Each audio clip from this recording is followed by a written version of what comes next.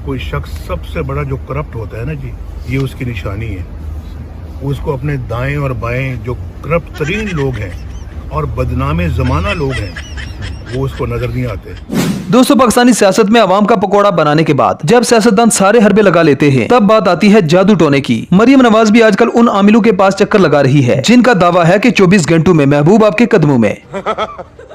हुकूमत का उलट पलट आजकल मरियम नवाज के मोक्कल करते हैं। वो जादू टोना झाड़ फूंक हिसाब किताब के जरिए मुल्क को चला रहा है। मुल्क की अहम तरीन तकर्रियाँ जादू टोने से करता हो, जिन्नात वो तकर्रियाँ करते हों, या फिर वो जिसको तोता फाल कहते हैं वो निकाल के करते हों। दोस्तों, जातियात पर हमला करना इस जमात का वतीरा रहा है। सियासी मुस्तकबिल से खौफजदा ये टोला जहनी तवाज़ुन खोने के बाद चल्ला सा हो गया है। ये मोहतरमा इख्तिदार के लिए आजकल जादू टोने का सहारा ले रही है, लेकिन बेचारी की दाल कहीं भी नहीं गलती। मतलब इसका हर जादू उल्टा पड़ जाता है। मोहतरमा हाथ में जादू का गिलास पकड़े हुए जब गिलगित बल्तिस्तान इलेक्शन के लिए जाती है, जलीलो ख्वार होकर वापस आ जाती है। गिलगित बल्तिस्तान के इंतखाबात तहरीक इंसाफ 9 नशिस्तें जीत कर सरे फहरिस्त, नून लीग 2 सीटें हासिल कर सकी। इसके बाद यही जादू का गिलास पकड़कर कराची जाती है। वहाँ भी शोहर समेत पूरे टब्बर की बेइज्जती करवा देती है। ऐसे लगता है कि जिल्लत इनके मुकद्दर में लिखी जा चुकी है। रिटायर्ड सफदर के खिलाफ मज़ार कायद के तकद्दुस की पामाली का मुकदमा दर्ज है। पुलिस कैप्टन सफदर को गाड़ी में बिठाकर साथ ले गई। हुकूमतें उलट पलट हो गयी, लेकिन इसका गिलास नहीं बदला। इसके बाद मैडम ने सोचा क्यों न यही जादू इत्तेहादी जमात पर भी चलाया जाए, लेकिन यहाँ भी बदकिस्मती से ये जादू उल्टा पड़ गया, जिस पर इनकी सहेली बिलावल ने नून लीग को आड़े हाथों लिया। नवाज शरीफ ये ड्रामाबाजी में एक्सपर्ट। मोहतरमा ने सोचा था कि बिलावल में भी मेरी जैसी ही खुसूसियात पाई जाती हैं। फिर बिलावल के सिस्टम से आवाज आई कि मौजूदा सिस्टम किसी तरह के भी सिग्नल उठाने से कासिर है।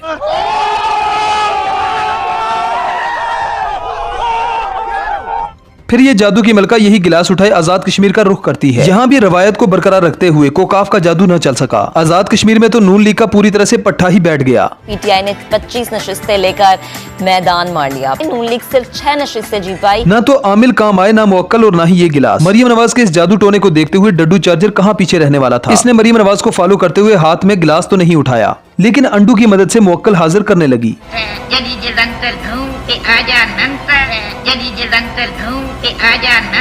न तो अंडू से काम बना और न ही गिलास से। अब लगता है कि तमाम जादू टोने फेल होने के बाद मरियम नवाज ने लोटू से काम लेना शुरू किया और 20 करोड़ में बेशुमार लोटे खरीदे। ऐसे लोटे जिनकी टूटियां पहले से ही टूट चुकी थीं।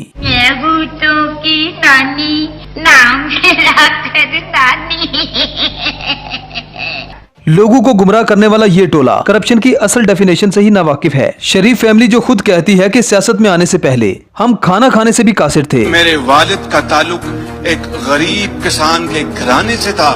इस गरीब घराने ने जैसे ही सियासत में कदम रखा, इनकी स्टील मिल्स और दर्जनों फैक्ट्रियां लगना शुरू हो गई। शुगर मिल्स में तो शुगर की तरह इजाफा ही होता चला गया। खूब पैसा आने लगा तो बीपी बढ़ने लगा। हर तरफ से पैसे की बरसात होने लगी। इतना पैसा कि इस पैसे को छुपाने के लिए ऑफशोर कंपनीज का सहारा लेना पड़ा। जब पैसों से अकाउंट्स के मुंह भर दिए गए, तब जायद पैसे का भी कोई शुमार न रहा। फिर इस जायद पैसे से लंदन में फ्लैट खरीदे गए। मसरूर अनवर और मकसूद चपड़ासी जैसे लोगों से दौलत के ये अंबार जखीरा करवाए गए। फिर यही गरीब घराना सियासत में आने के बाद शाही घराना बन गया। दूसरी तरफ भुट्टो खानदान में भी जरदारी की वही हैसियत थी जो आजकल नून लीग में कैप्टन सफदर की है। जरदारी छोटी मोटी चोरी चकारी करके अपना पेट पालता था और पार्ट टाइम में टिकट ब्लैक करके कमीशन हासिल करता था। इसके बाद जरदारी साहब जो भी ससुराल से पॉकेट मनी मिलती, उससे अपनी जिंदगी की रानाइयों में गुम था। इसके बाद इन्होंने अमली सियासत में कदम रखा तो इनके दांत निकल आए। सियासत से इतना पैसा लूटा के मूछें और कौमी खजाना दोनों खाली कर दिए। मिस्टर 10% ने बिलावल के नाम पर हर शहर में बिलावल हाउस तामीर करना शुरू करवा दिए। दौलत के अंबार लगा दिए और कई मिलों के मालिक बन गए। जब दौलत से बैंकों के अकाउंट भर गए तो जायद दौलत को जखीरा करने के लिए फालूदा वाले और गरीब रिक्शा वालों के अकाउंट इस्तेमाल किए। इसके बाद बारी आई मौलाना फजल रहमान की, जिन्होंने सियासत में आते ही अपनी मुनाफकाना कारकर्दगी की वजह से डीजल के बहुत से परमिट इकट्ठे कर लिए, जिसके बाद दुबई में इनकी अरबों की प्रॉपर्टी बन गई।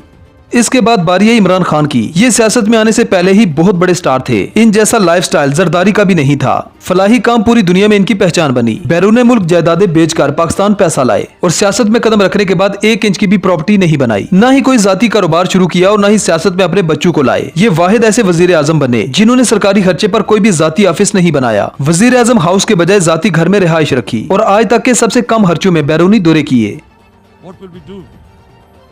I ask myself this question, and my belief is La ilaha illallah, there is no God but one, and we will fight. आपके दिल में तमन्ना थी कि इमरान खान साहब जो हैं उनकी हुकूमत खत्म हो, इंशाल्लाह इस कुर्सी पे मेरा लीडर एक बार फिर आएगा।